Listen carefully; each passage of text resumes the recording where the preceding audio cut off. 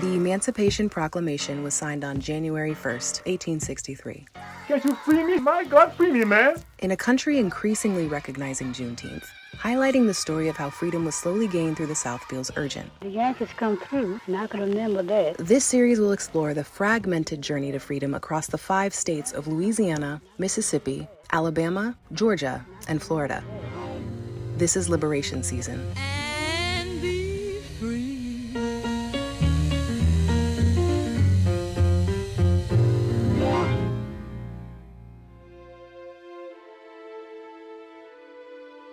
Emancipation Day amongst Black people in the United States, but in Montgomery particularly, was a major holiday. It was their holiday.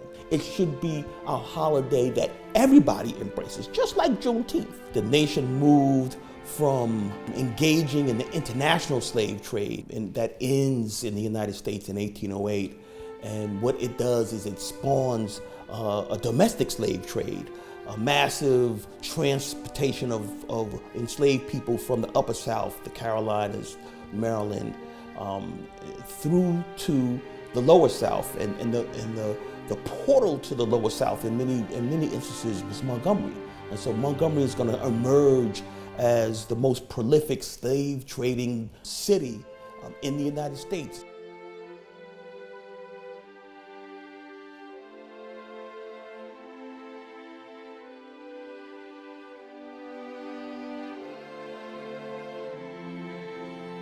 And so Montgomery is going to see enslaved people come in by boat, train, coffles, they walked in, or they were driven in, and they're going to be dispersed into the rural areas and the rich Black soil we call the Black Belt that was particularly productive in the cotton cultivation and catapulted the economy of Georgia and Alabama and Mississippi and Arkansas, into international prominence. When you have the issuance of the Emancipation Proclamation in 1863, it takes effect on January 1st, 1863, then you have really what the United States is saying is that for those places that are still in rebellion, those places that are those Confederate-held areas in the United States, that slavery was henceforth and forever,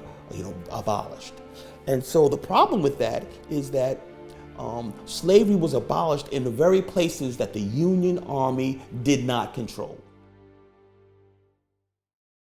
When Gerald Wilson, James Harrison Wilson, arrived here in Montgomery in April 1865 on Perry Street, he read the Emancipation Proclamation to those enslaved people.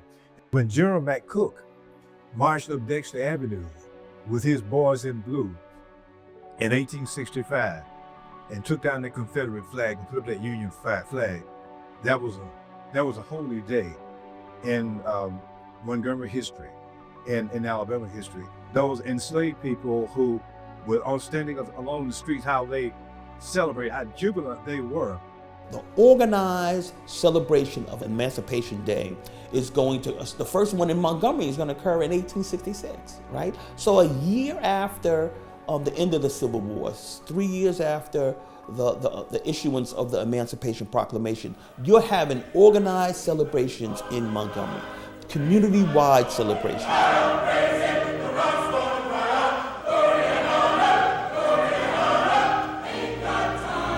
Early Emancipation celebrations, they were very emotional. They were the kind of programs where you would have some ex-slaves, some former slaves, if you will, who would speak for 5 minutes about what it was like to have been a slave. You would have had a speaker. You would have had people singing, lift their voice and sing the Battle Hymn of the Republic. You would have had people, an individual at least, reading the Emancipation Proclamation. It was one spirit-filled event. It was one event that basically every Black person looked forward to. Those early emancipation programs, wherever they took place, if it were inside, you could bet that place would be packed. And not only that, when that person got up there to speak, that person would be cheered mightily and often. I would encourage every person, when January the 1st comes, in your city, your community, your county, find an emancipation program to attend. I don't think you're going to regret having attended an Emancipation Day program. It's a day where we can thank God that He worked mightily through a president who not only ended slavery, but kept this country unified. It's a holy day, it's a sacred day. It's a day when we reflect on how much we appreciate being slaves no more. Glory, glory, hallelujah.